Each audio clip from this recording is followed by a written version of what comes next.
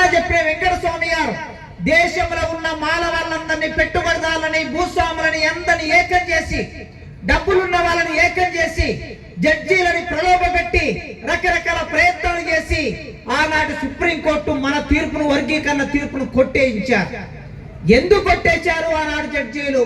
ఒక కారణం చెప్పారు. 341 అనే ఆర్టికల్ రాజ్యాంగంలో ఉన్నది. ఈ 341 అనే ఆర్టికల్ ప్రకారం వర్గీకరణ చేసుకోవడానికి వీలు లేదు అని సుప్రీంకోర్టు 20 ఏళ్ల కిందట వర్గీకరణ చట్టాన్ని కొట్టేసింది. ఇది నిజమేనా? ఇది సత్యమేనా? ఇది న్యాయమేనా? మొన్న సుప్రీంకోర్టు ఈ విషయం మీద అధ్యయనం చేసింది. అధ్యయనం చేసి ఏమన్నదంటే 341 ఆర్టికల్ అనేది ఎక్కడ కూడా వర్గీకరణ చెయ్యాలా, వర్గీకరణ చేయకూడదా అనే విషయం ఇక్కడ చెప్పలేదు. మీరైనా చదవచ్చు, ఇప్పటికీ ఇంగ్లీష్ లో ఉన్నది, అది తెలుగులో కూడా దొరుకుతున్నది. 341 ఆర్టికల్ ఏ, ఆర్టికల్ బి ఎక్కడ కూడా వర్గీకరణ గురించి ప్రస్తావన చేయలేదు. ఏం చెప్పింది 341 ఆర్టికల్ రాజ్యాంగంలో? అంబేద్కర్ ఎందుకు ఈ ఆర్టికల్ రాజ్యాంగంలో పెట్టాడు? ఎందుకు పెట్టాడంటే ఎప్పుడైనా సరే భారతదేశంలో నోరున్న వాళ్ళు, డబ్బులున్న వాళ్ళు, ప్రాబల్యం ఉన్న వాళ్ళు ఎస్సీల జాబితాలో ఏదైనా ఒక కులాన్ని తీసుకొచ్చి పెట్టొచ్చు, ఏదైనా ఒక కులాన్ని తీసివేయొచ్చు. కనుక అంత ఈజీగా తీసివేయకుండా, తెచ్చి పెట్టకుండా 341 ఒక ఆర్టికల్ను పగడబందిగా అంబేద్కర్ రూపొందించి పెట్టాడు. ఒకవేళ ఒక కులాన్ని తీసివేయాలన్నా, ఒక కులాన్ని చేర్చాలన్నా పార్లమెంటు సమావేశం కావాలి, చర్చ జరగాలి, మెజార్టీ ఆమోదించాలి, రాష్ట్రపతి దగ్గరికి బిల్లు వెళ్ళాలి, అది ఒక ప్రభుత్వ ఆర్డర్ గా మారాలి. అప్పుడు ఒక కులాన్ని చేర్చడం గాని, ఒక కులాన్ని తీసివేయడం గాని జరగాలని అంబేద్కర్ చెప్పాడు. ఈ 341 ఆర్టికల్ కులాన్ని చేర్చడం, కులాన్ని తీసివేయడం మాత్రమే చెబుతుంది తప్ప ఎక్కడ కూడా వర్గీకరణ చేయాలని గాని, వద్దని గాని 341 ఆర్టికల్ చెప్పడం లేదు. మొన్నటి సుప్రీంకోర్టులో ఉన్న 7 మంది జడ్జీలు ఈ విషయం గురించి ఆలోచించారు. విస్తృతంగా అధ్యయనం చేసి భారత రాజ్యాంగం ప్రకారమే వర్గీకరణ న్యాయమైంది అని చెప్పారు. వాళ్ళు భారత రాజ్యాంగం ప్రకారమే న్యాయమైందన్నారు. ఎందుకంటే భారత రాజ్యాంగంలో ప్రియంబుల్ ఏం చెప్తున్నది? రాజ్యాంగ ప్రవేశిక, భారతదేశ ప్రజలమైన మేము భారతదేశాన్ని సర్వసత్తాక సార్వభౌమ గణతంత్ర ప్రజాస్వామ్య లౌకిక సామ్యవాద రాజ్యాంగం గుర్తిస్తున్నాము. అవకాశాల్లో సమానత్వం, రాజకీయాల్లో సమానత్వం, విద్యారంగంలో సమానత్వం, ఉద్యోగాల్లో సమానత్వం, వాక్ స్వాతంత్రంలో సమానత్వం, ప్రజలందరూ సమానంగా జీవించేటట్లు రాజ్యాంగం హామీ ఇస్తున్నది అని భారత రాజ్యాంగం చెప్పింది. ఈ 7 మంది జడ్జీలలో 6 మంది జడ్జీలు ఈ విషయాన్ని తీసుకున్నారు. భారతదేశ రాజ్యాంగానికి ఆత్మ వంటిది ఏమిటంటే రాజ్యాంగ ప్రియంబుల్. ఆ రాజ్యాంగ ప్రియంబుల్, రాజ్యాంగ ప్రవేశిక మొత్తం రాజ్యాంగానికి ఆత్మ వంటిది.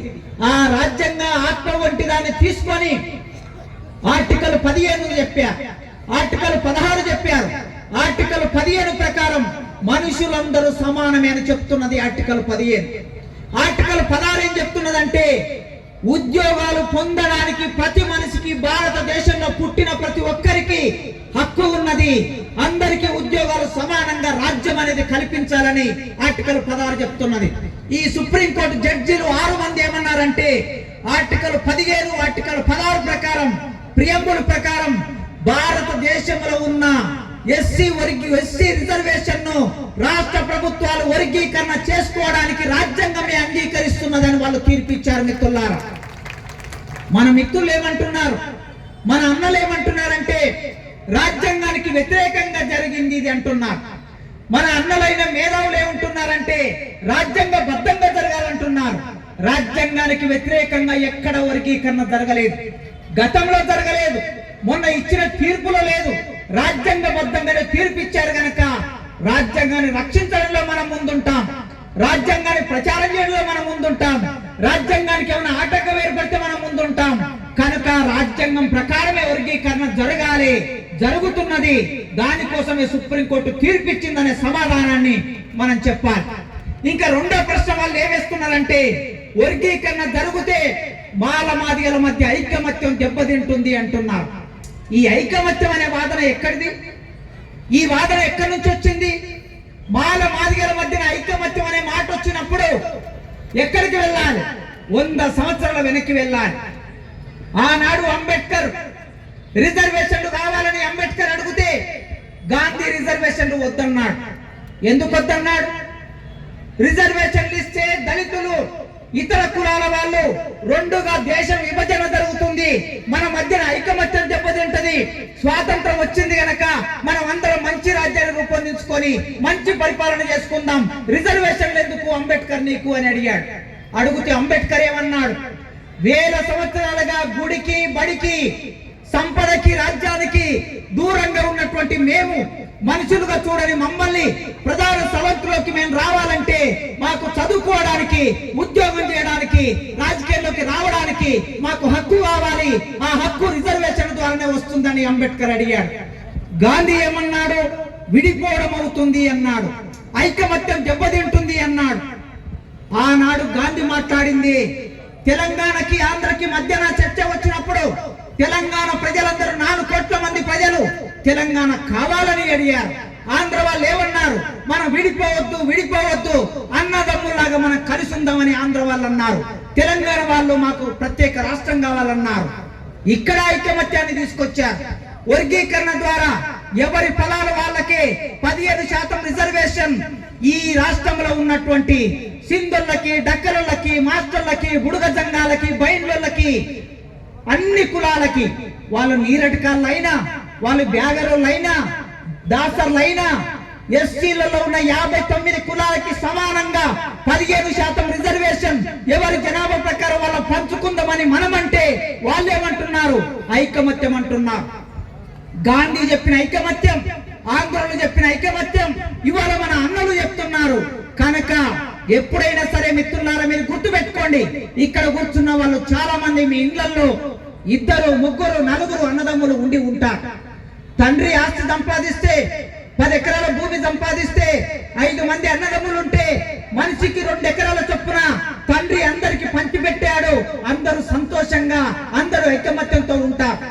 విడిపోయినంత మాత్రాన, వేరే కుటుంబాలు పెట్టుకున్నంత మాత్రాన, భూమి పంచుకున్నంత మాత్రాన, పెళ్లిళ్ళు చేసుకున్నంత మాత్రాన అన్నదమ్ములు అనేది పోతుందా ఎక్కడైనా? అందుకే ఐకమత్యం అనే మాటతో తప్పుడు ప్రచారం చేసి వాళ్ళు వర్గీకరణ జరగకుండా అడ్డుపడుతున్నారు. ఆ అడ్డుపడేది ఐకమత్యం అనే దాన్ని ముందుకు తీసుకొస్తున్నారు. ఐకమత్యం ఏనాడు ఉన్నది? ఏనాడనే ఐకమత్యం ఉన్నదా? ఈ ఐకమత్యం ఉంటే నీకు నాకు ఎలాంటి సంబంధాలు ఉన్నాయో ఒకసారి చర్చకు పెట్టండి. చర్చకు పెడితే అర్థమవుతుంది. నీకు నాకు కంచం పొత్తున్నదా? నీకు నాకు మంచం పొత్తున్నదా? నీ పండుగలు నా పండుగలు ఒకటిగా ఉన్నాయా? నీ దేవుడు నా దేవుడు ఒకటిగా ఉన్నాడా? లేరు కదా. మేము ఎల్లమ్మను పూజిస్తాం, మేము ఇంకొకరిని పూజిస్తాం, మీరు చెన్నకేశవుని పూజిస్తారు, మేము జామవంతుని పూజిస్తాం. నీకు చెన్నకేశవులు అయ్యాడు, చెన్నకేశవుడు నీకైతే జామవంతుడు నాకయ్యాడు. కనుక దేవుళ్ళ ప్రకారం చూసినా, పండుగల ప్రకారం చూసినా, పద్ధతి ప్రకారం చూసినా ఈ భిన్నత్వం స్పష్టంగా ఉన్నది. అయినా నీకు నాకు అంటరానితనం ఒకటే. నీవు ఊరికి దూరంగా ఉన్నావు, నేను ఊరికి దూరంగా ఉన్నా.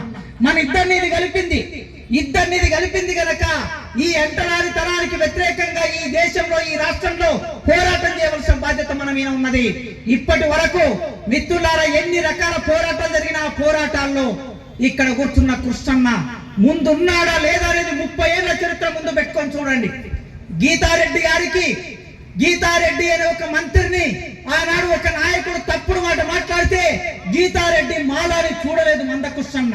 గీతారెడ్డి నా అంటరాని బిడ్డను చూసి ఆ గీతారెడ్డికి సపోర్ట్ గా అన్న వెళ్లి పోరాటం చేశాడు. శంకర్రావు అనే ఒక మాల కులానికి చెందిన మంత్రి, ఆ శంకర్రావుకు అవమానకరంగా ఆనాడు ఒక నాయకుడు మాట్లాడితే శంకర్రావుకు మద్దతుగా అన్న వెళ్లి పోరాటం చేశాడు. ఆ రోజు ఆత్మగౌరవం కోసం నిలబడ్డాడు. ఇక్కడి నుంచే కాదు, చీమకుర్తి అనే ప్రాంతంలో నిజంగా వర్గీకరణ ఉద్యమం మొదలు కాకముందే చీమకుర్తి అనే ప్రాంతంలో, ప్రకాశం జిల్లా చీమకుర్తిలో, ఒంగోలు దగ్గర ఉన్న చీమకుర్తిలో అక్కడ ఉన్న క్వారీలో 2 మాల బిడ్డల్ని అత్యాచారం చేసి చంపేస్తే, అమ్మాయిలని అత్యాచారం చేసి చంపేస్తే ఆ చంపేసిన దానికి వ్యతిరేకంగా ఆ బిడ్డలకి న్యాయం జరగాలని పోరాటాన్ని మొదలుపెట్టినటువంటి వ్యక్తి మందకృష్ణ ఇక్కడ మన ముందే ఉన్నాడు. కనుక ఇక్కడ మాలలు మాదిగలు అనే విభజన వచ్చినప్పుడు అన్నదమ్ముల్లాగా వాట పంచుకున్న దగ్గర చర్చ వచ్చింది తప్ప నీకు అన్యాయం జరిగితే చూసుకుంటా కూర్చున్న సందర్భం ఎన్నడూ లేదు. ఆనాడు కారం చెడులో మాదిగల్ని చంపితే మీరు పోరాటంలోకి వచ్చారు, మీరు నాయకత్వం వహించారు. అదే విధంగా చుండూరులో జరిగితే మీరు ముందుకొచ్చారు. ఆనాడు మందకృష్ణుడు కూడా పోరాటంలో ఉన్నాడు. ఆ తర్వాత జరిగిన అనేక పోరాటాల్లో అన్న నాయకత్వం వహించాడు. ఉమ్మడిగా చేయవలసిన పోరాటాలు ఇంకా మిగిలే ఉన్నాయి. కనుక అన్నల్లారా, మాల అన్నల్లారా, ఈ వేదిక మీద నుంచి, ఇబ్రహీంపట్నం వేదిక మీద నుంచి మీకు ఒక విజ్ఞప్తి చేస్తున్నా, కలిసి చేయవలసిన పోరాటాలు మిగిలే ఉన్నాయి. భూమి కోసం పోరాటం చేయాలి, రాజ్యాధికారం కోసం పోరాటం చేయాలి, విద్య కోసం పోరాటం చేయాలి, ఆత్మగౌరవం కోసం పోరాటం చేయాలి. నీవు నేను కలిస్తే ఈ రాష్ట్రంలో 1 కోటి మంది మనం. ఈ రాష్ట్ర జనాభా 4 కోట్లు అయితే నీవు నేను కలిస్తే, మన ఇద్దరం కలిస్తే మనది 1 కోటి జనాభా. 1 కోటి జనాభా మనం ఒక్కటవుతే ఈ రాష్ట్రంలో అధికారం మనదవుతుంది. కనుక అధికారం రాకుండా, చదువు రాకుండా, భూమి రాకుండా, ఆత్మగౌరవం రాకుండా, పోరాటం చేయకుండా అడ్డుపడుతున్నది ఎవరో ఆ చరిత్ర అంతా అన్న ఇప్పటి వరకు చెప్పాడు. చిన్న సమస్య ఉన్నది పరిష్కారం కాకుండా, చిన్న సమస్య పరిష్కారం కాకుండా ఉన్నది కనుక దాన్ని పరిష్కరించుకోవడానికి మీరు ముందుకు రండి. మేధావులారా, నిజాయితీగా మాట్లాడండి. మేధావులు ఎప్పుడైనా సరే సమాజానికి మంచిని చెప్తారు, మేధావులు ఎప్పుడైనా సత్యాన్ని చెప్తారు, మేధావులు ఎప్పుడైనా నిజాన్ని చెప్తారు. గనక అక్కడ ఉన్న మేధావులారా, మీరు ఆలోచించండి, ఆలోచించి ముందుకు రండి. 2000 సంవత్సరంలో వర్గీకరణ చట్టమైంది. 99 ప్రారంభమై 2000 సంవత్సరంలో చట్టమైంది. చట్టం అయిన తర్వాత ఉద్యోగాలు పొందాం. 2004లో చివరి ఉద్యోగం నేను పొందాను వర్గీకరణలో. ఆ 2000 సంవత్సరం తర్వాత చట్టం అయిన తర్వాత మందకృష్ణ ఏం చేశాడు? వర్గీకరణ గురించి అడిగాడా? వర్గీకరణ గురించి సభలు పెట్టాడా? వర్గీకరణ గురించి మాలోళ్ళు ఏమైనా తిట్టాడా? రాజకీయ నాయకులు ఏమైనా అన్నాడా? ఏమనలేదే. ఏం చేశాడా కాలంలో? మాల మాదిగా ఉద్యోగులు ఎవరైతే ఉన్నారో, మాల మాదిగా ఉద్యోగులకి ప్రమోషన్ లో రిజర్వేషన్ లేదు. ఇక్కడున్న టీచర్లైనా మీకు తెలుసు, ఇక్కడున్న ఉద్యోగస్తులైనా మీకు తెలుసు. 2000 సంవత్సరం 2002, 2003 నాటికి ముందు ఉద్యోగాల్లో మనకు రిజర్వేషన్ లేదు. ఆయన పోరాటాన్ని తీసుకొని ఉద్యోగాల్లో రిజర్వేషన్ మాకెందుకు లేదు?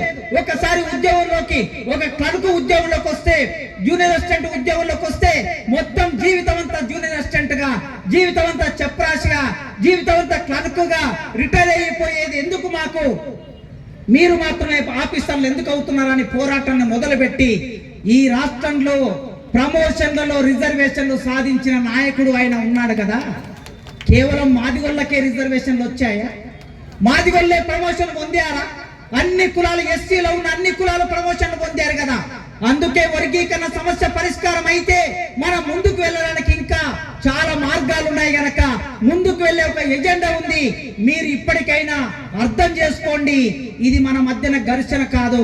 వాళ్ళు ఇంకో మాట ఏం మాట్లాడుతున్నారంటే, అగ్రకుల పార్టీలకి అనుకూలంగా ఇది జరుగుతున్నది, అగ్రకుల పార్టీలు ఎంజాయ్ చేస్తున్నారు అని అంటే, మరి అగ్రకుల పార్టీలు ఎంజాయ్ చేయడానికి, వాళ్ళు రాజ్యాధికారంలో ఎక్కువ కాలం ఉండడానికి ఎవరు కారణం అవుతున్నారు?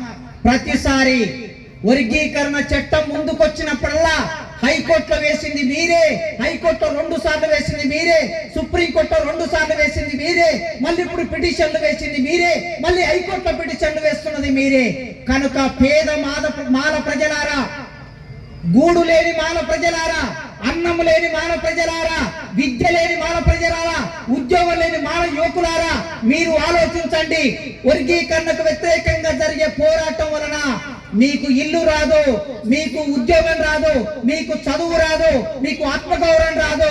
వస్తే గిస్తే ఏమొస్తుంది? ఒక ఆయనకి మంత్రి పదవి వస్తుంది తప్ప మీకు ఒరిగేది ఏముండదని ఆలోచించండి. మాల ప్రజలని కూడా అర్థం చేయించండి. అట్లా అర్థం చేయించే క్రమంలో ఇవాళ మనం అందరం చైతన్యం కావడం మాత్రమే కాదు, చైతన్యం మన కొత్త కాదు. ఈ తెలుగు నేల మీద చైతన్యం గురించి మాట్లాడితే, అస్తిత్వం గురించి మాట్లాడితే, అస్తిత్వ ఉద్యమాల గురించి మాట్లాడితే, 1994 జూలై 7వ తారీఖు ముందు ఒక చరిత్ర, 94 జూలై 7వ తారీఖు తర్వాత మందకృష్ణ నిర్మాణం చేసిన చరిత్ర ఇంకొక చరిత్ర. 2 రకాల విభజన రేఖ ఉన్నది దళిత ఉద్యమంలో. ఆ దళిత ఉద్యమానికి మాత్రమే పరిమితం కాకుండా మాదిగ దండోర ప్రారంభమైతే ఈ మొత్తం సమాజానికి చైతన్యం ఇచ్చిన శక్తి కూడా మనకే ఉన్నది.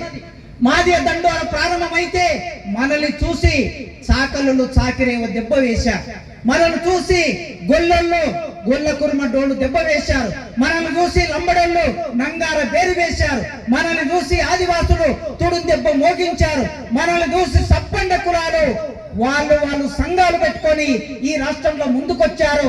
వాళ్ళందరికీ చైతన్యం ఇచ్చినటువంటి వ్యక్తులం మనం. ఊరికి దూరంగా పుట్టినా సరే ఒక్కసారి చైతన్యవంతమైన తర్వాత మొత్తం సమాజానికి చైతన్యం నేర్పిన వాళ్ళం. మరి మనం ఇవ్వాల మౌనంగా ఉందామా? మౌనంగా ఉంటే చరిత్రలో నేరం చేసిన వాళ్ళం అవుతాం. మౌనం కూడా నేరం అవుతుంది. నోరుండి మౌనంగా ఉంటే నేరం అవుతుంది. నోరు లేని వాళ్ళు మాట్లాడవచ్చు, మాట్లాడకపోవచ్చు, కానీ నోరున్న వాళ్ళు మాట్లాడకపోతే అది నేరం అవుతుంది. గనక నోరున్న మనం అందరం మాట్లాడవలసిన సందర్భం వచ్చింది. ఇక కృష్ణన్న చేస్తాడులే మనకి ఒక ఆలోచన ఏమొచ్చిందంటే, రేవంత్ రెడ్డి గారు హామీ ఇచ్చారు అసెంబ్లీలో వర్గీకరణ చట్టం అయిపోతుంది, ఏమన్నా ఉంటే కృష్ణన్న చూసుకుంటాంలే అనే భావన వచ్చింది. ఇది చాలా తప్పు మిత్రులారా.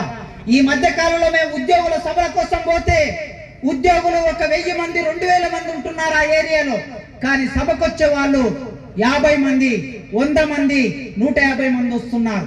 2000 మంది ఉండి 150 మంది రావటం ఏమిటి అంటే మనం దేనికో గురైపోయాం, భద్ర జీవితానికి గురైపోయాం.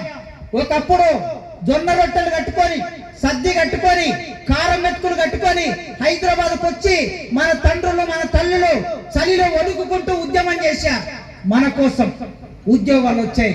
మరి ఇప్పుడు మన ఉద్యోగాలకు వచ్చినటువంటి వాళ్ళం నోరెత్తకపోతే అది నేరం అవుతుంది. గనక అలర్ట్గా ఉండాలి. రాజకీయ నాయకులు ఎవరిని నమ్మడానికి లేదు.